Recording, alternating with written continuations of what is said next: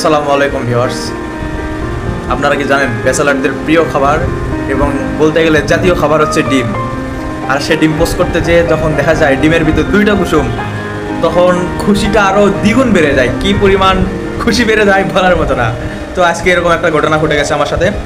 আমি ডিম পোস্ট করতেছিলাম, তো যখন দেখি ডিমটা ভেঙে কড়াইয়ের ভিতর দিয়ে দিছি, তখন দেখি মাশাআল্লাহ ডিমের ভিতর 2টা কুসুম।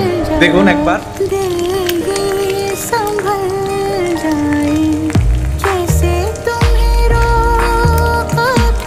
তো ফাইনালি ভিউয়ার্স, আমার ডিম পোস্ট করা শেষ। এখন আমি খাবো গরম ভাতের সাথে।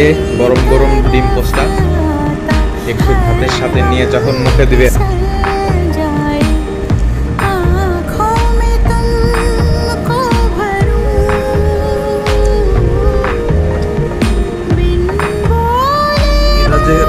এটার টেস্ট কতটা মজার